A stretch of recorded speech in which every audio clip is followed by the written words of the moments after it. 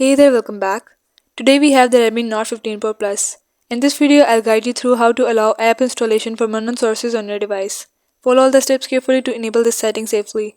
If you find this video helpful, don't forget to like, subscribe, and enable notifications. Now let's begin.